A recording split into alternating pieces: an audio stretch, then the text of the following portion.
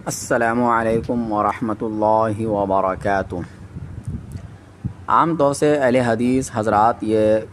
کہتے ہیں اور یہ سوال کرتے ہیں کہ کیا صحابہ کرام بھی تقلید کرتے تھے، اور یہ کیا تقلید صحابہ کے زمانے سے چلتا ہوا آ رہا ہے؟ تو ان کے علماء تو یہ بتاتے کہ نہیں، تقلید تو یہ شرک ہے، یہ ناجائز ہے، ایسی کوئی بھی بات جو ہے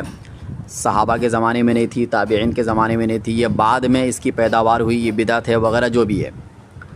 لیکن آپ خود ہی سمجھ لیجئے گا، اور میں عرب کے ایک عالم کا میں آپ کے سامنے حوالہ دوں گا۔ ابھی میرا مقصد یہ نہیں ہے کہ صحابہ کرام بھی تقلید کرتے تھے تو اس کے پورے دلائل دینا میرا مقصد نہیں ہے۔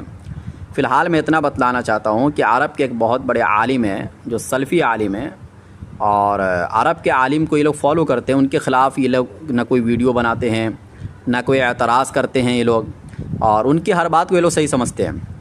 اور صحیح سمجھتے جبھی تو ان کے خلاف کوئی کلپ وغیرہ نہیں بناتی ان کے علماء، کبھی سوال بھی نہیں کرتے ہیں۔ تو ایک عالم کا میں حوالہ دوں گا جو خود یہ کہہ رہے ہیں کہ صحابہ کے زمانے میں تقلید لوگ کرتے تھے۔ دیکھو، قرآن اور حدیث سے مسائل کو نکالنا اور اختلافی مسائل میں اپنے رائے قائم کرنا یہ بڑے اونچے مرتبے کے اہل علم کا کام ہوتا ہے، یہ ہر کس و ناقص کا کام نہیں جو عربی بھی نہ جانتا ہو۔ عام آدمی تو دور کی بات ہے، اچھے خاصے علماء بھی اس لائق مشکل سے ہی ہوتے ہیں۔ لہذا تقلید تو ہمارے لیے شریعت پر عمل کی ایک فطری ضرورت ہے، اور اس کا انکار سوائے ضد کا اور کچھ نہیں ہے۔ اس لیے صحابہ کرام کے دور سے تقلید کا رواج ہو گیا تھا، لوگ علماء سے مسائل پوچھتے تھے، اور علماء صحابہ ان کو بغیر قرآن و سنت کی دلیل بتائے صرف فتویٰ اور مسئلہ بتاتے تھے۔ چونکہ عوام اجتہادی یا اختلافی مسائل کو اور ان میں لمبی لمبی بحثوں کو نہیں سمجھتے تھے، اس لیے وہ بھی ان علماء کے اعتماد پر اس مسئلے کو مان لیتے تھے۔ اور تقلید اسی کو کہتے ہیں کہ اپنی کم علمی کی وجہ سے کسی عالم کی بات کو دلیل جانے بغیر مان لیا جائے۔ صحابہ کرام سے کیے جانے والے فقہی سوالات اور ان کے فتاویٰ کی ایک بہت بڑی تعداد حدیث کی کتاب، خصوصاً موطا امام مالک اور کتاب الآثار مصنف ابن ابی شیبہ جس کو امام بخاری کے استاد نے لکھی ہے، اور اسی طرح مصنف عبد الرزاق وغیرہ، یہ کتابیں آپ اٹھا کے دیکھیں گے تو آپ کو ان میں بہت سے ایسے مسائل، بہت سے ایسے فتاوے آپ کو نظر آئیں گے کہ جس میں صحابہ نے عوام کو مسائل بتائے ہیں اور دلیل نہیں بتائے ہیں، اور عوام بغیر دلیل کے ان مسائل کو مان لیتی تھی۔ اسی کو تو تقلید کہتے ہیں۔ آپ دیکھیں گے کہ ان میں کم از کم نصف تعداد ایسی ہے جن میں انہوں نے صرف فتویٰ دیا ہے اور اس کی دلیل ذکر نہیں کی ہے۔ اب غور کیجئے کہ سننے والا آدمی اس عالم کے فتوے اس لیے مانتا تھا کہ وہ اس کے علم پر اعتماد کرتا تھا، اور یہی تقلید کی حقیقت ہے۔ حدیث کی کتابوں سے کئی مثالیں تقلید کے مسئلے پر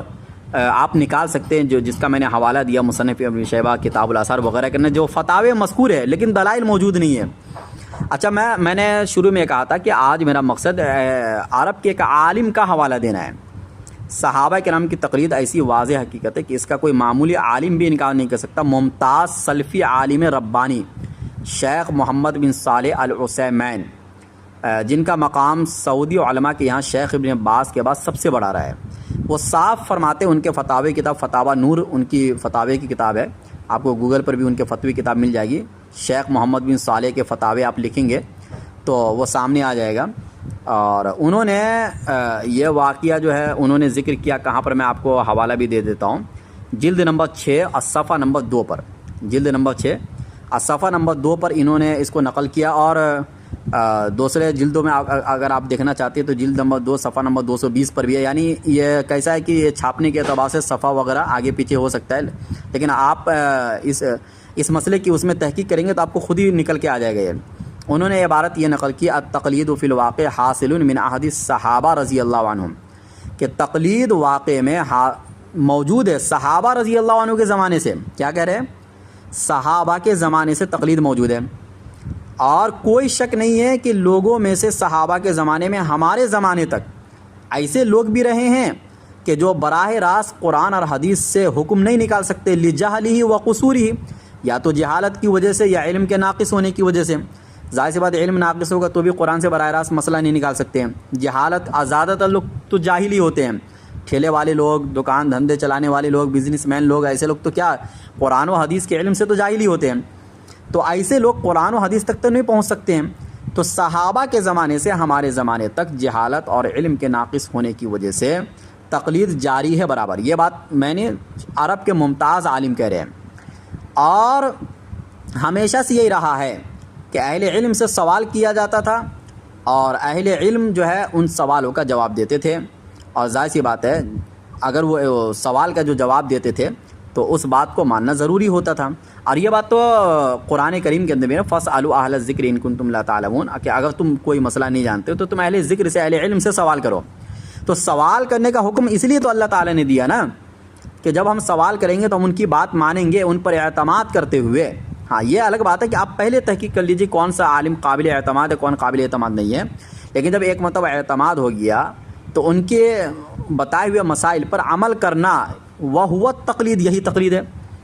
تو یہ شیخ محمد بن صالح عرب کے ممتاز عالم، بڑے عالموں میں سے شمار ہوتے ہیں۔ اگر ان کا یہ کہنا غلط ہے کہ تقلید صحابہ کے زمانے میں نہیں تھا، تقلید ہمارے زمانے تک نہیں تھا،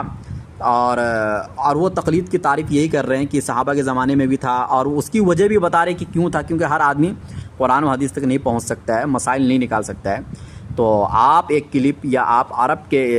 ان عالم کو آپ غلط کہیے، ایسے بہت سے عالم ہیں، میں تو صرف ایک مثال دیا ہوں۔ تو عرب کے عالم کے خلاف آپ کوئی کلپ کیوں نہیں بناتے ہیں؟ آپ کے علماء کی کتابیں عرب کے عالم کے خلاف کیوں نہیں لکھی جاتی ہے؟ اس سے یہ پتہ چلا کہ آپ کو فتنہ پھیلانا ہے انڈیا میں، اس لیے آپ انڈیا میں ان مسائل کے خلاف آپ بکتے ہیں جس پر حنفی عمل کرتے ہیں، لیکن اگر وہی بات سیم ٹو سیم اہل عرب کے کوئی عالم کہہ رہے ہیں تو ان کے خلاف آپ نہیں بکتے ہیں۔ تو اس لیے اللہ تعالیٰ منافقت سے ہماری حفاظت فرمائے، واللہ اعلم بالصواب۔